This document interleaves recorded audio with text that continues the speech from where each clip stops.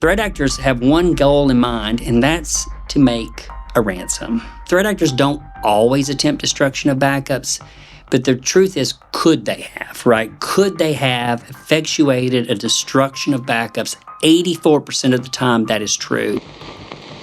40% would fire or consider firing their firm after a breach. Law firm leaders would tell you that they sell one thing, reputation. So if they get any indication that you're not going to pay their ransom, they'll start sawing off limbs.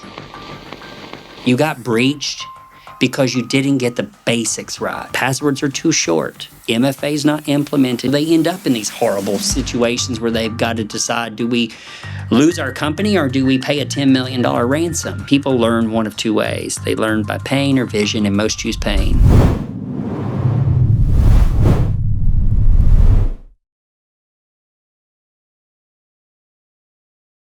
All right. Hello, everyone. Welcome to the Fenix24 podcast. My name's Sam Sylvie, and on the other side of the table, I've got the man, myth, legend, founder, and chief security officer, John Anthony Smith, here for the podcast. Glad to be here. How are you doing today? I'm good. Actually, I'm back's hurting a little bit, but other than that, I'm good. How'd the back? Still doing CrossFit or? No CrossFit. No, I threw in the towel to CrossFit. Yeah. I'm thinking about kickboxing because of you. That'd be fun. Come kickboxing. Need to. Be really fun. Yeah, but I don't think my back could currently do kickboxing. Well, hopefully the back gets better soon. Yeah, you're taking off tonight. It sounds like always traveling, so I'm glad you had time to sneak in here for this podcast. But tonight, heading to London, it sounds like. I am heading to London, going to see some law firms in London, which will be fun. Awesome. Got Boston next week, so you're always on the road doing something. I am. Next week in Boston, I'm actually going to be talking to a backup tech company that we use as part of our Security Sumo platform for backing up a particular workload in law firms. Oh, cool. And you guys have expanded all over. I mean, when we first started, I guess first met you was probably about 10 years ago, something like that. And was it 10 years ago? I guess it was 10 years ago. 2015, yep. 16, somewhere around there. And it's Conversant Group. And now you've had the rebrand with Fenix24 and the different services that you offer under that brand. But you guys have grown, exponentially. Back then there was... how many did you have back then working for you? Oh, God, I don't even know. But probably 15 employees would be my guess. Yeah, and now... Today we have almost 300, very close to 300. That's amazing. You guys are doing something right, obviously. Legal seems like it's been a big part of it.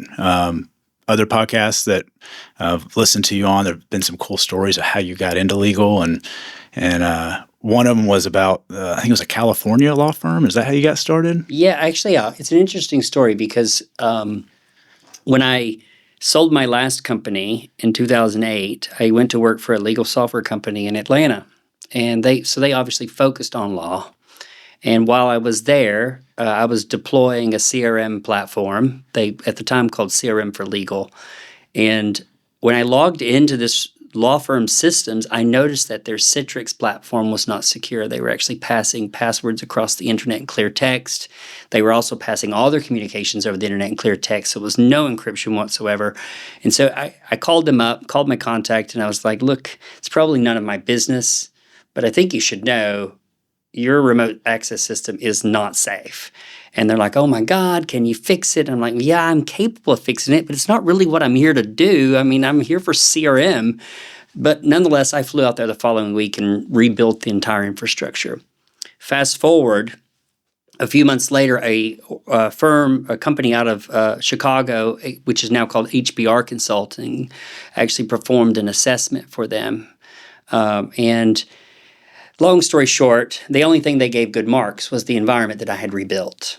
Mm. So I started Conversant Group in January. It's technically we got our license for business in January of 2008, but we opened for business, I think it was like July 6th, 2008. Literally, I would say probably 6 to 8 weeks after that occurred, I get this random call from this guy in New Jersey, thick Jersey accent. It was on a Saturday night, like around 10 o'clock. He's like, hey, I got a server down in Northern California. Can you help me? I'm like, sure, I don't know you, but yes, I'll help you.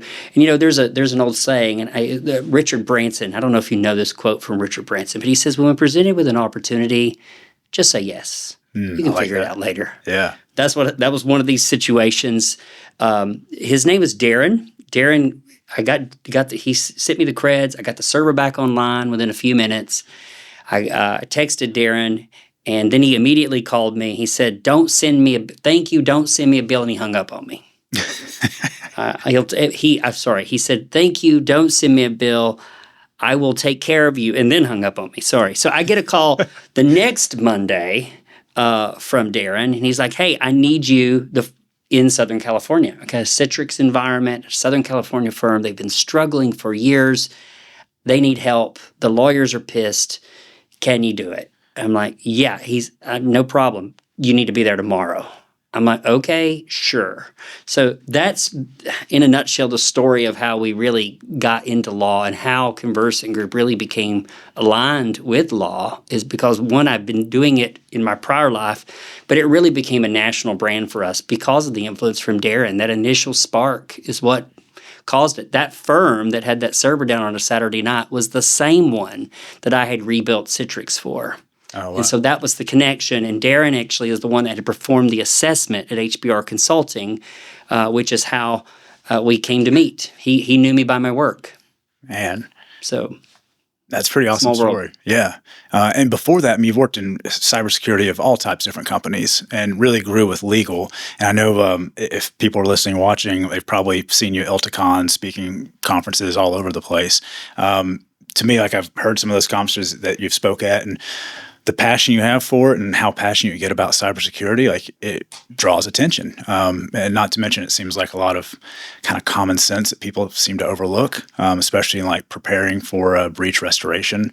Some of the notes I had here is like, you've had around 1,000 breach restorations now that you guys have performed for clients. Of course, legal is a big focus for you, but you also have like highly regulated industries for healthcare, financial services, defense contractors.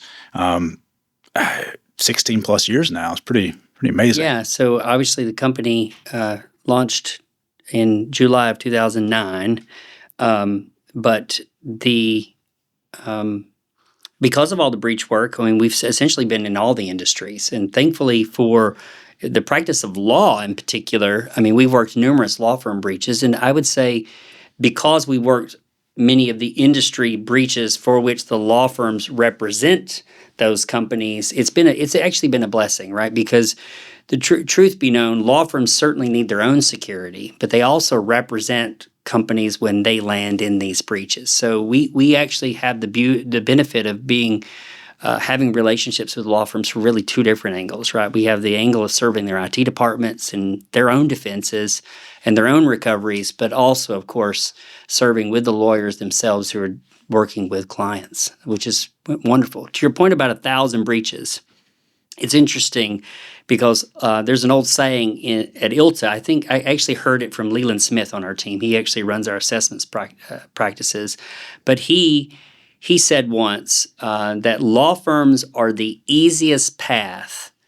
to the most sensitive data. And I would say to you that still remains abundantly true, even with the context, with the backdrop and the context of transitions to the cloud and also software as a service applications. You know, obviously more and more law firms are moving their applications like e-discovery, finance, and document management, and of course email into cloud-based services.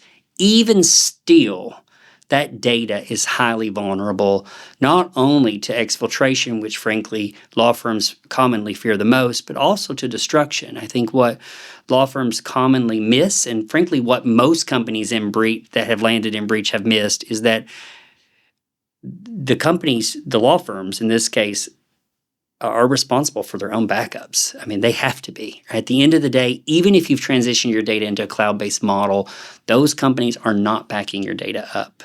And so most have forgotten or frankly missed the reality that these are shared responsibility models.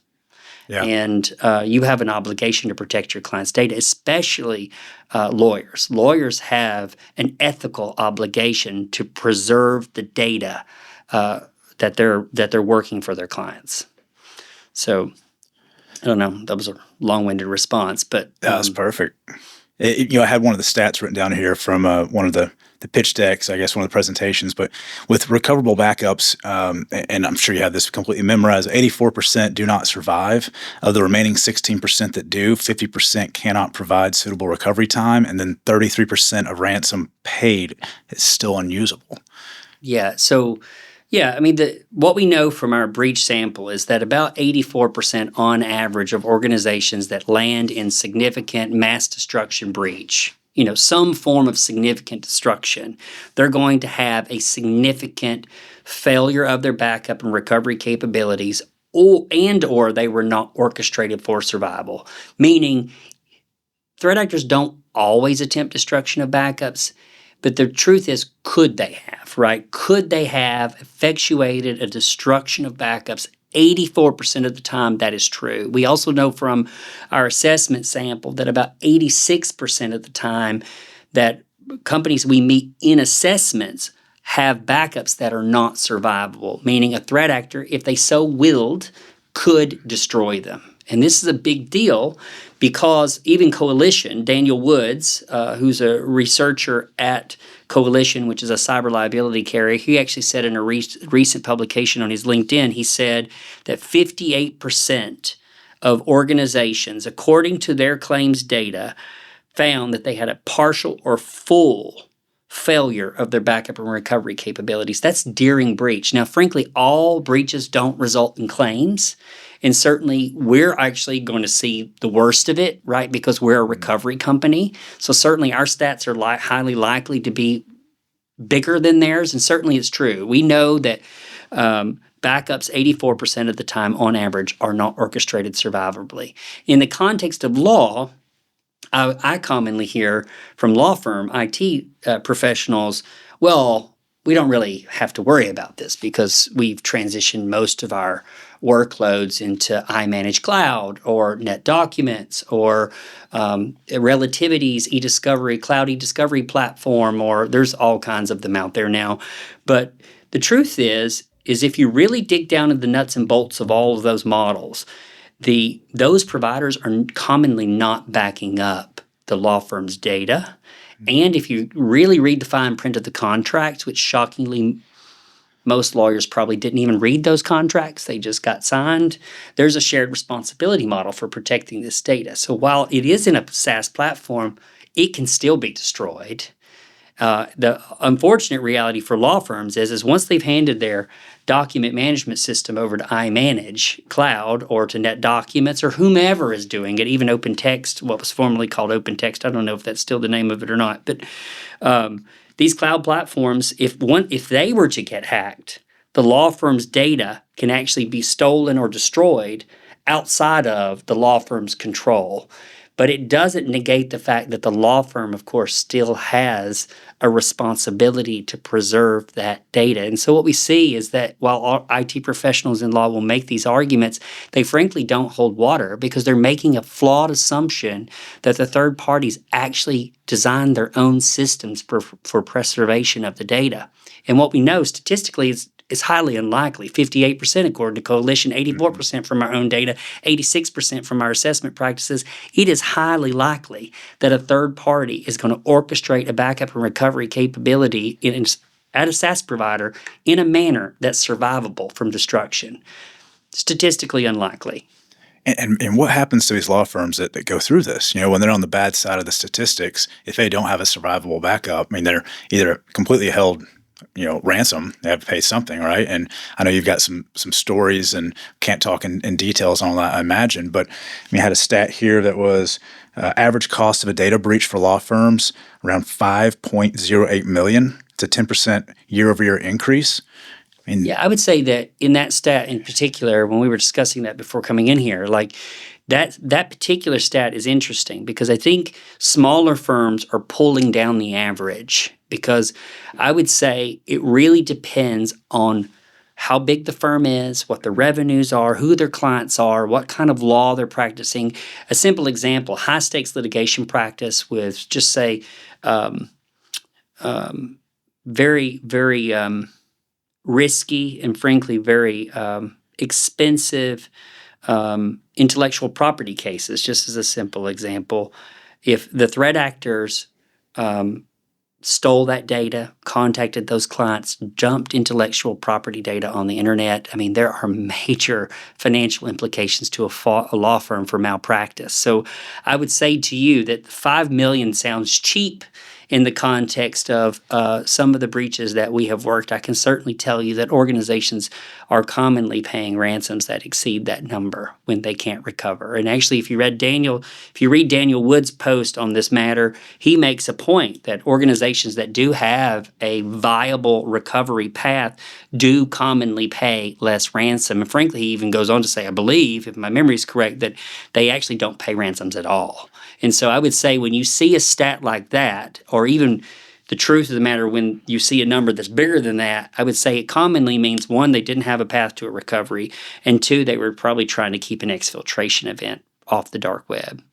Most events for law firms are going to involve data exfiltration. I would say most events are going to involve some form of exfiltration, period, not just for law firms, but law firms in particular are more vulnerable to exfiltration than normal companies because that's all the data they store is sensitive. Literally all of it. There isn't anything that's not. Matter of fact, when you have these conversations with lawyers, they commonly don't like the discussion about what's confidential, what should be protected, because in their eyes, everything has to be protected. And truthfully, it's about accurate, right? I mean, everything they got sensitive.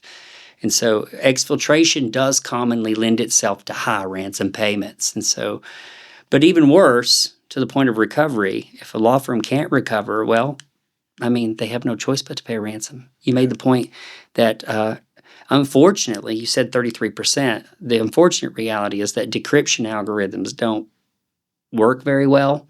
And so organizations that do pay a ransom, law firms that pay a ransom, they're commonly going to lose about a third of their data. Wow. Now, because many firms have converted to SaaS-based systems like iManage Cloud and NetDocs and e-discovery platforms in the cloud, when their own systems get compromised, it is highly unlikely, I would say, I mean, not completely impossible, but highly improbable that a threat actor is going to destroy their systems while also effectuating some form of destruction in a SaaS model. So it isn't common that a threat actor is going to be able to move laterally from a law firm systems into iManage Cloud and then invoke some destruction, but they can commonly invoke some form of exfil, even with SaaS migration. What's going to happen from a destruction point of view as it relates to SaaS apps is the threat would have to come from within the SaaS app company themselves. And so I guess the underlying point I'm trying to make here is many law firms have converted to SaaS delivery of apps. Gotcha. And a couple of stats when you're talking there. So, yeah, the one you're referencing of Daniel Woods, ransomware victims had 41% less claimed if backups were successful. So in dollar amount, 41% less claim dollars. And another one I found interesting was nearly 40% would fire or consider firing their firm after a breach. 37% would warn others. I think that's kind of the other fallout part, not just the exposure with your data, but then what happens when your clients find out. Yeah, I think most law firm leaders would tell you that they sell one thing, reputation. Yeah. What they're known for, what they're capable of, right? I mean, that is all they got in a law firm is their reputation. And unfortunately, law firms when they go through breach, it puts a horrible scar on their reputation. Law firms, everyone that I have known has bounced back, right? I mean, there has been some horrible ones, and all of them, to my knowledge, have bounced back. But it has come at a significant financial cost, and I'm sure I know for a fact some of them have lost clients over it. As a matter of fact, there's been lawsuits over it. And I think the point is valid. That statistic is accurate. That, I mean, most people are, if they have a bad experience with someone, they're probably going to tell somebody. Yeah. Right? And frankly, if my law firm was breached, I would probably seek to find another law firm too. Right. Right? Because I have an expectation that they're protecting my data. Matter of fact, we assess them to make sure they're protecting our data, right? And so if for some reason they didn't answer those questions correctly or inappropriately, well, I have expectations, right? I'm at minimum going to leave. So I think that's accurate. Yeah. I mean, it really makes that number of the 5 million potential average cost of a data breach, that's really low because the exposure we're looking at might be 12, 24 months, maybe more of client fallout clients leaving them. So really their financial exposure could be a lot more. It just depends on which lawyers and what data gets compromised and exfilled and dropped on the dark web as to how many lawsuits fall out of these things, right? I mean, certainly law firms do get sued too. Yeah. And so because, I mean, law firms also don't like to delete data, you should know. So a big problem in law is that they will have, case data for cases that have been closed for 15, 20 years sitting on their servers. And the lawyers absolutely refuse to allow IT to delete them. And so when these breaches occur, what threat actors will commonly target is the e-discovery litigation support shares. So in law firms, they will commonly have these massive file servers where basically are these big dumping ground for the lawyers to drop all of these litigation files. And so threat actors, of course, sniff those things out and they go right for them. That is the number one targeted data set in a law firm breach is the litigation support shares. And that is the number one data set that they never clean up. So what happens is you might have a healthcare practice group in a law firm that has, millions of patient records just sitting in a share somewhere. Well, the threat actors exfil that. Well, now they end up in a class action lawsuit because they just disclosed millions of patients' data to the dark web.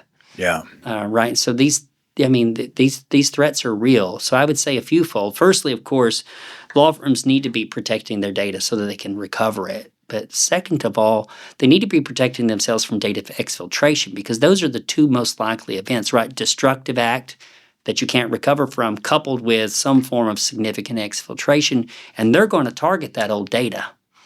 And then, of course, then it damages your reputation. It's all a cascading effect. And then, of course, your breach costs rise because now you're in class action lawsuits and you've got governments coming after you because you've broken privacy laws. I mean, the story goes on and on and on. That stat of basically it's 1 to 5. 1 out of every 5 law firms were targeted in the past year. I'd be in 2024 is the data I pulled there. So that's 2024. But 1 in 5 law firms were targeted by a cyber attack. 8% of those were lost or exposed sensitive data. Does that sound accurate to you? Sounds about accurate. Actually, I'm shocked that the stat is that low. Because law firms, certainly a lot of our law firm clients, I would say, are frankly doing better than most. Law firms generally are underspending in IT. Frankly, I don't know that I've ever met a law firm that is properly spending in IT and cybersecurity in particular. There's a lot of cultural challenges in law firms, right? Because in IT, effectively, the IT leaders have, possibly hundreds of bosses, right? I mean, in law firms are partnerships, right? And so some law firms, have hundreds of partners. Some have small partner groups. But either way, they've got more than one boss. And those partners, essentially, you commonly don't agree on everything. And therefore, IT has a really difficult time effectuating real protective, defensive change well because the lawyers simply won't let them do it. A simple example of this, for more than a decade of my life, I spent probably attempting to convince lawyers to use multi-factor authentication. Now we would say this is ridiculous. Why does anybody even question it? But I can assure you, even to this day, there are lawyers, key partners, big billers that do not have MFA on their accounts in law firms. It's because they refuse, not allowing it. And what does IT have to do? They have to allow it. They're the boss. They own the company. If they want to accept the risk, they have to accept the risk. But at the same time, IT's also being told, hey, we got all these outside counsel guidelines that require MFA. We need you to agree to this. And so IT's constantly in this horrible situation where they're really having to say yes on one side and be told no on the other. And then at the same time, their budgets are constantly constrained. They can never hire enough people. And this is why, bluntly, law firms are better off outsourcing key aspects of their defensive orchestration because they will never be able to insource the labor. They will never be able to get the budget dollars to do these things well. And thirdly, lawyers trust outside consultants more than they do their own internal people. It's just the nature of how it works. And frankly, it's not just law firms, it's basically all companies. Companies hire consultants for a reason. Yeah. Right. And so I would just say to you that I think it's better for law firms to outsource key defensive systems because they simply will never be able to do it well themselves. Yeah. Like recovery, as an example. Yeah. I mean, what is that process like whenever you all get called or do the assessment? You know, like, is that challenging even to get in the door? I mean, it sounds like there's probably a little bit of a political game to play. I mean, what's that process look like normally whenever you go in to do the assessment or start working with a law firm? It's a good question. Most of our relationships start with IT, the IT leaders. Like, I mean, the way we've gotten into basically every law firm client we have today is through the IT leaders, right? We convince them that they need help.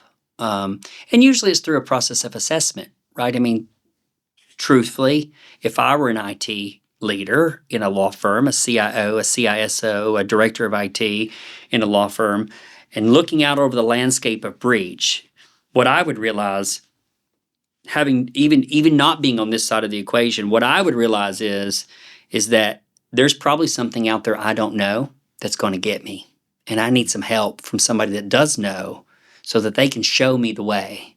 Yeah. And so I would say that if I were in their seat, I would be paying for an assessment from someone who works breach every day and measuring my system's orchestration against breach. I mean, I think what is continuing to be evident in breach news is that we are all getting the basics wrong.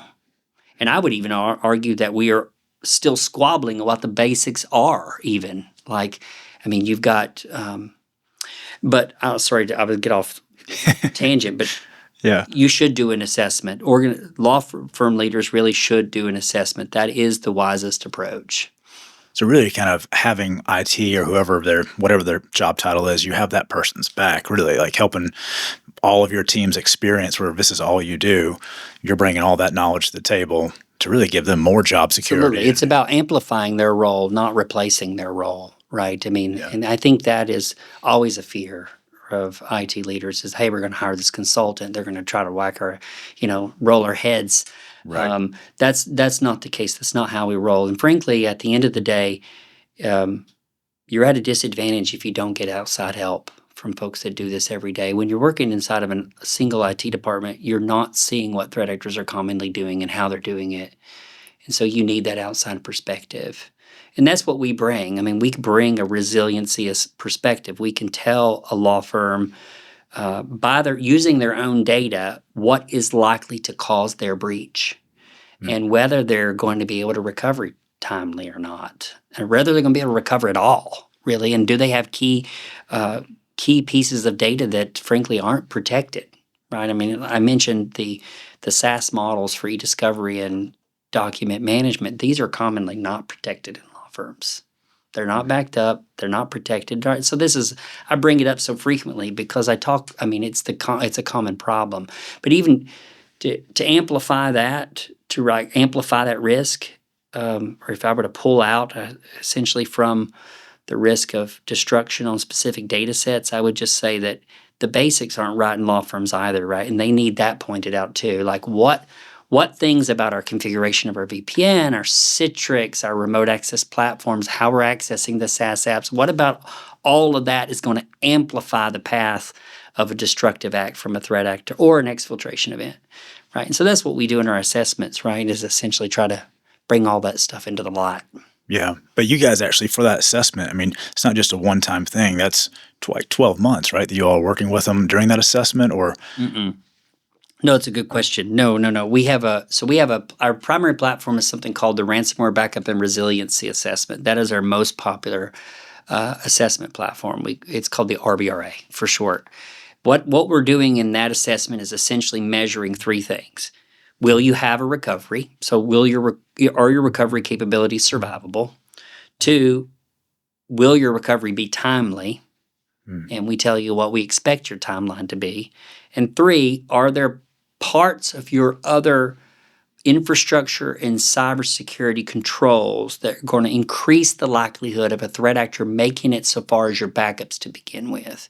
So that's the basis of the RBRA. Essentially, what is your resiliency? If you were to sum it up in one question, that is the purpose of the assessment. And then born from that assessment, our customers usually convert to one of a few paths, right? They actually go into some form of a hardening program where we are actually going to harden their systems. That's that year-long thing you're mentioning. Gotcha. Right? That's where we actually go through and we will harden their defenses based on what we see from breach to reduce the likelihood of the common methods of attack being applied to them from a threat actor.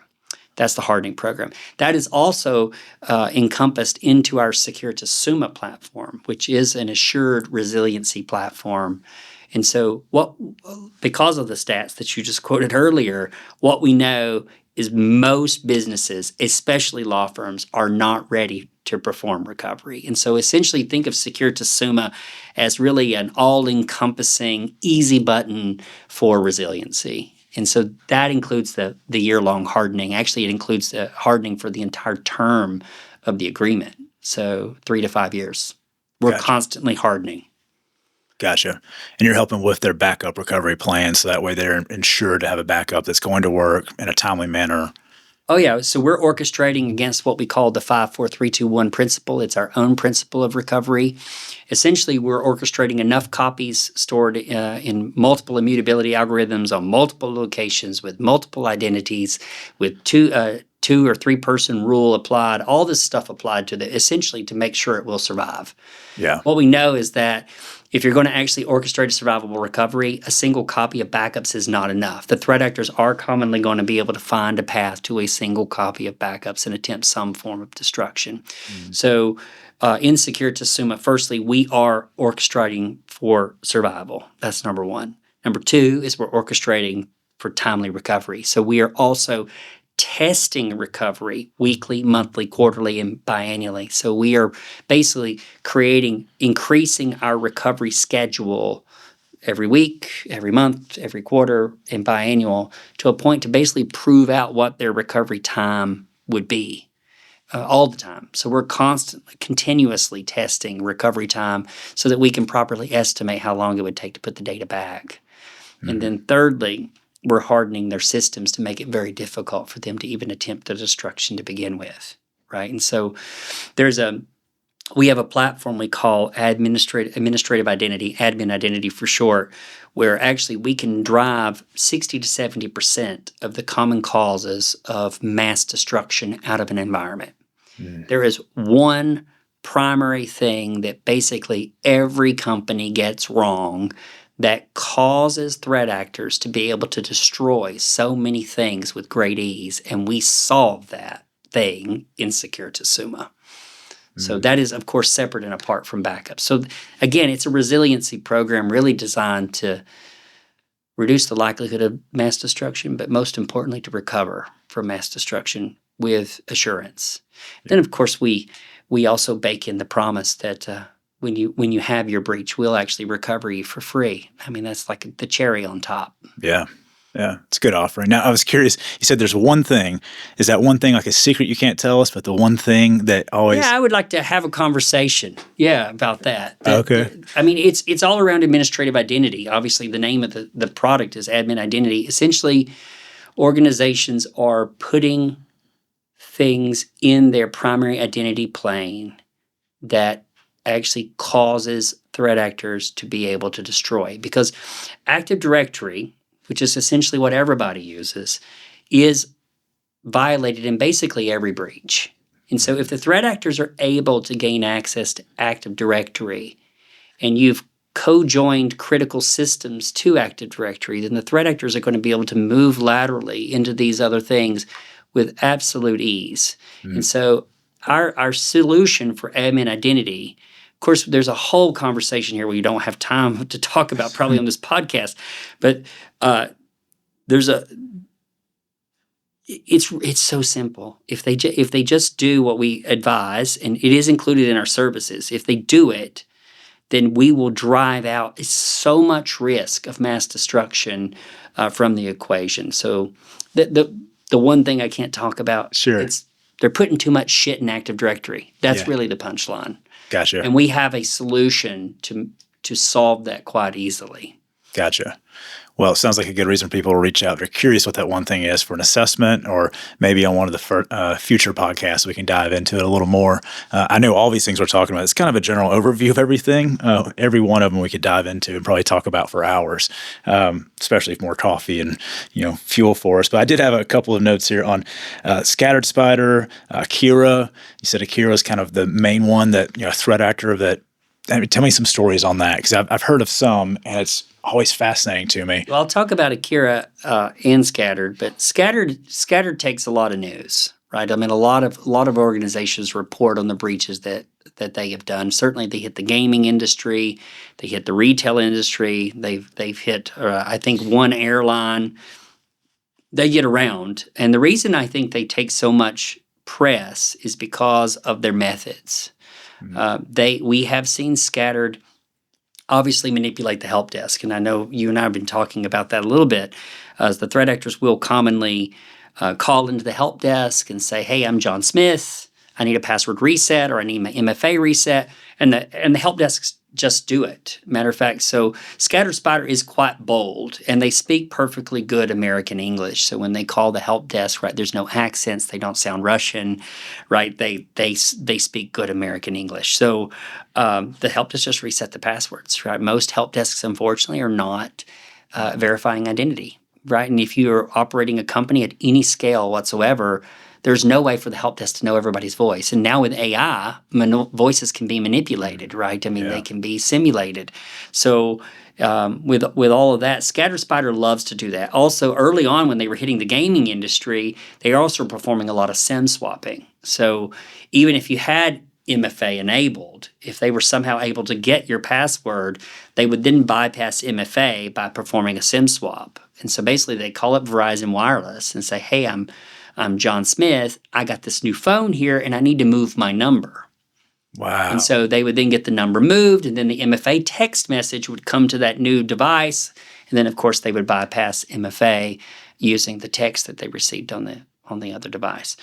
That would be, in my opinion, what we would call a weak form of MFA. You should never use phone calls and text messages for MFA, but most companies still haven't even caught on to that basic truth. But Scattered was doing that for a long time.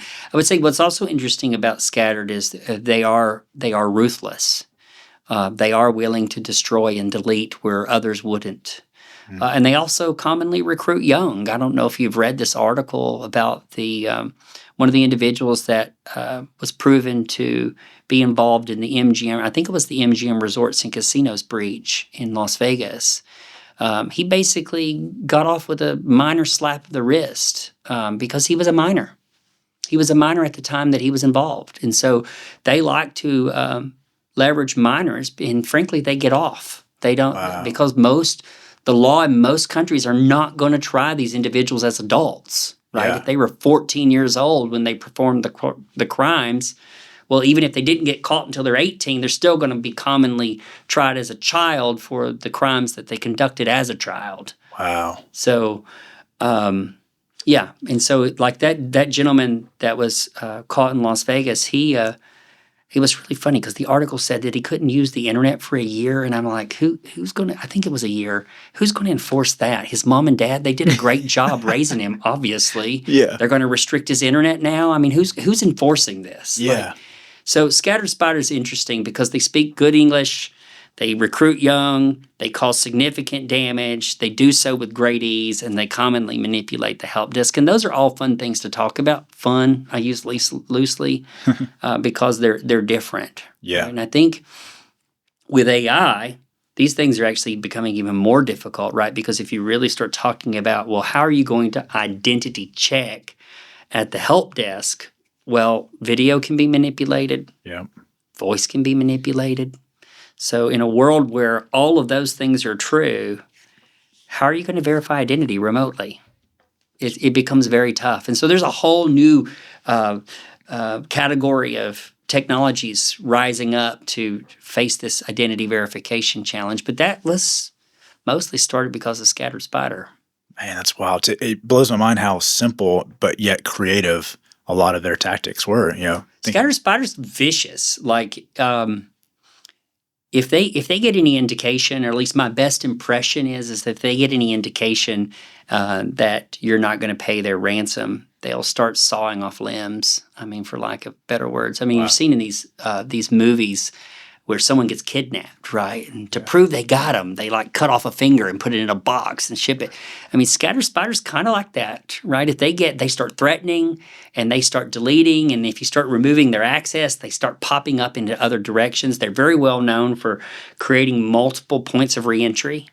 So, Wow. Especially organizations at scale that have like Azure environments, GCP environments, AWS, and then of course on-prem, they will literally put remote access platforms in all of those things. So if you start trying to contain them and eradicate them, they start popping up all over the place Wow. through other methods. So people, the media's caught on to some of that, and that's why they get a lot of press. But what's interesting about Akira is actually if you look at our breach sample, like who is the threat actor involved in the breaches that we're working, Akira takes the cake, and they've done so for 2 years. They are the single biggest breach sample that we have. I think more than roughly 40% of the breaches year over year for 2 years running were Akira. Wow. And Akira, my best impression is that they like to take advantage of the basics, right? I mean, the basics are you should have MFA. You should have long passwords. You should not allow your employees to connect to remote access platforms or SaaS apps from non-corporately controlled, non-corporately issued devices, meaning a lawyer should not be able to go home, sit at a personal Mac or personal PC, and log into his work systems. If your users can do that, Akira is going to get you. You should not allow that behavior. And essentially every company does. Every company does. I bet I would gander a guess. I would love to see the stat of how many companies allow their employees to log into Office 365 from non-corporate devices. I bet it's more than 50% of probably more than 80% of organizations that have Office 365 allow that behavior. Your credentials, you're literally dropping them all over the place. You're dropping authentication tokens in the browser.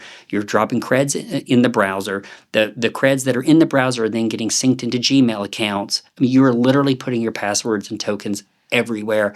And then organizations wonder why they get breached. You got breached because you didn't get the basics right. And Akira loves to abuse the basics.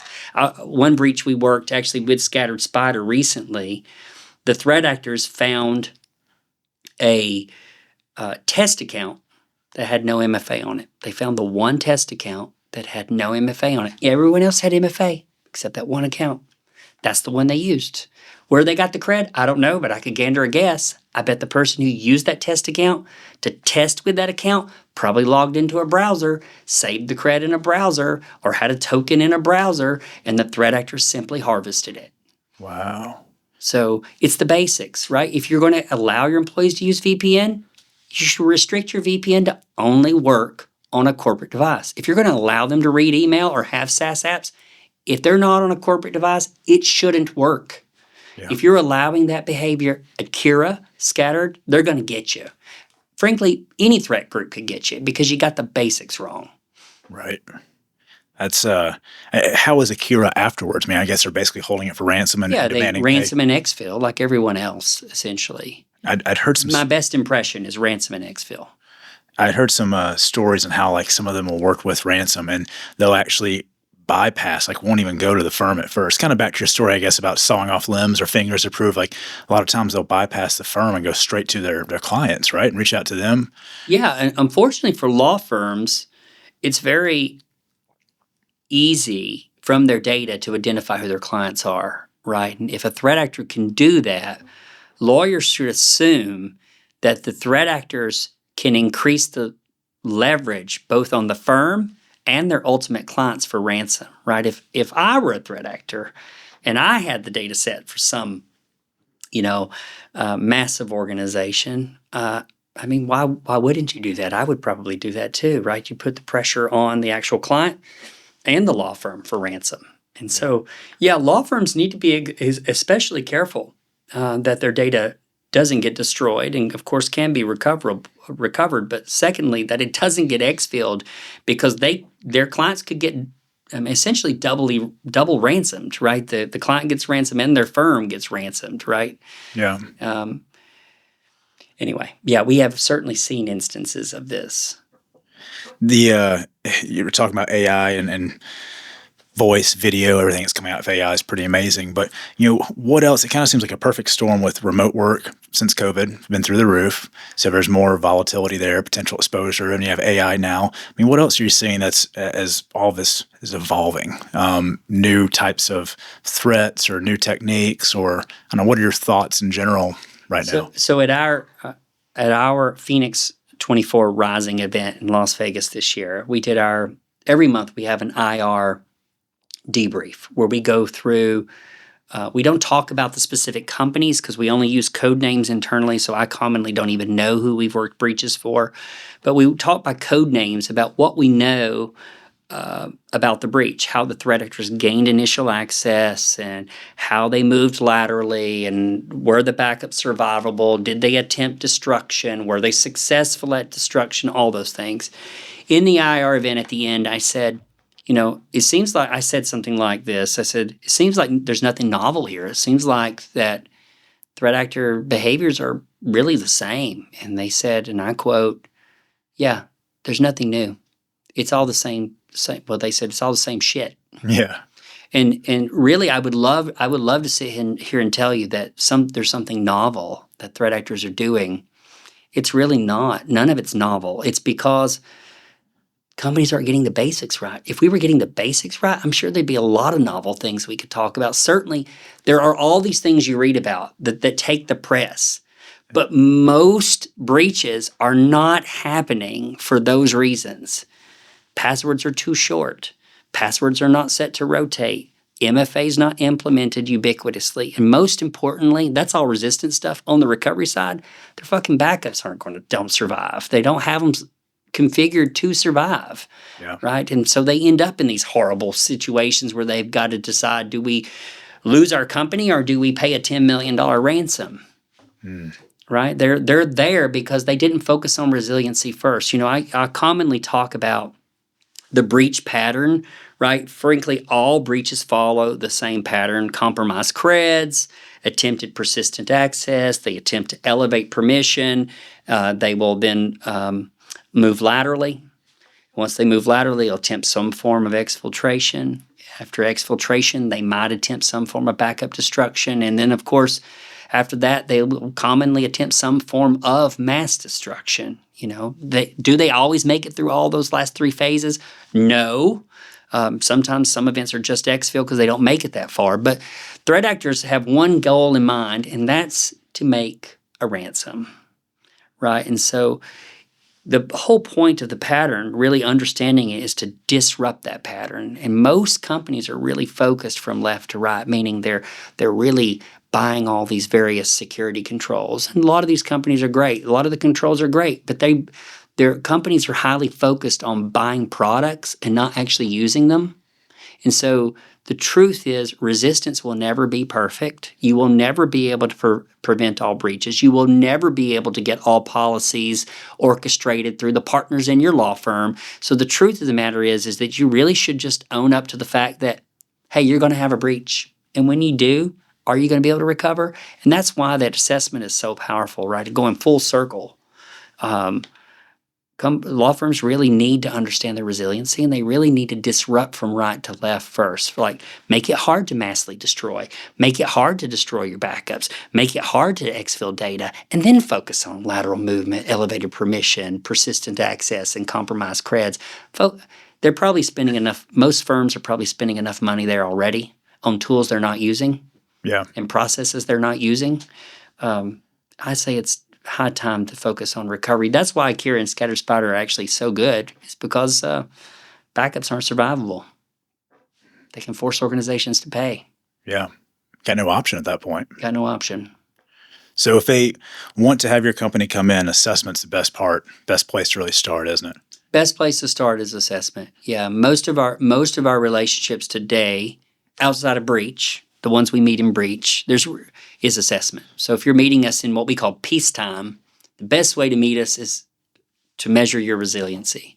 Yeah. Are your backups going to survive? Are you going to have a timely recovery? And are there things in your environment that are going to exacerbate your recovery capabilities? So ideally getting ahead of it during peacetime before you're in wartime and trying to figure things out then. Yeah, high level, we meet clients two ways: wartime, during breach. Most actually, all of them that I know of, we've met on their worst day for the first time.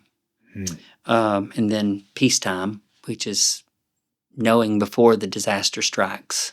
Yeah. And frankly, that's the best way. But I think I've quoted on a podcast with you before, an old friend once told me, he said, people learn one of two ways. They learn by pain or vision, and most choose pain.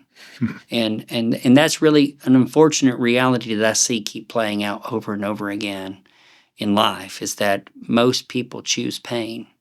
And I would say that the visionary approach is really to, hey, call Fenix24 before the disaster strikes. Let's really look at what your situation really is. Are there flaws in your configuration, your recovery capabilities that are going to make your life a living hell during breach? It's better to know before the event occurs. Yeah. And that's really how you disrupt the pattern. That's really, if you really are serious about disrupting the breach pattern, then you need to start at your data and work your way backwards. And essentially, that is not what anyone is doing. They're starting on the outside of their environment and working their way in, and you are never going to win the war that way. You've got to start from your place of defense, the thing you're guarding, and work your way out. And no one is doing that. That is not what the world is doing. We are very countercultural in that regard. Interesting.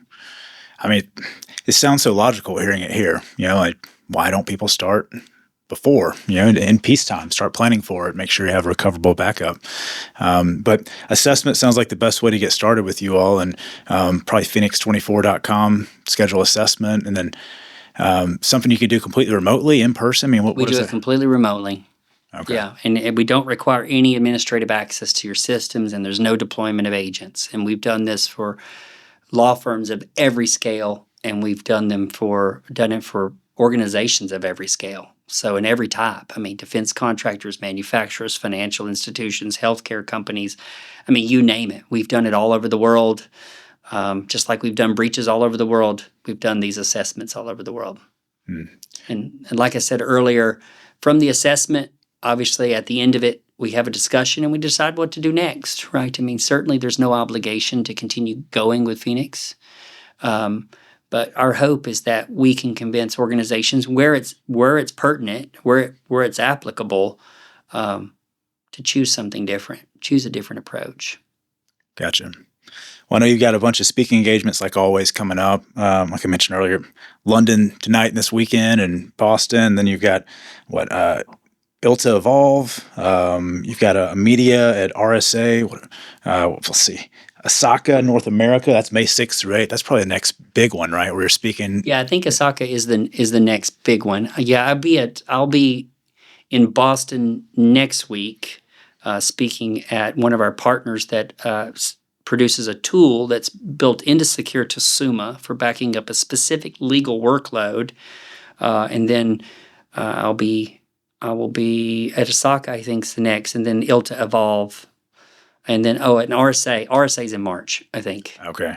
Yeah, I'll be doing some media conversations there. Gotcha. And you've got an appearance coming up on the Cyberwire Daily Podcast? Oh, yeah, I'm going to be on the Cyberwire. Sweet. N2K Cyberwire podcast with Bittner. That'll be fun. Awesome. Look forward to hearing that. What do you think? I missed anything? I don't think so.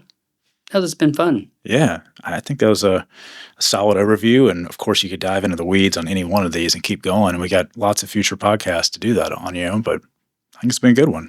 Okay. So, it's been great being here. If people want to follow up with you, Fenix24.com. Fenix24.com. Of course, also welcome to email me, john.smith@Fenix24.com. But best way to get in contact with us is through the website. Awesome. We'll put some links in the descriptions everywhere this is going to be as well, so people can click through and check that out. But awesome. It's great chatting with you like always, John. Yeah, perfect. Thank you. Thank you.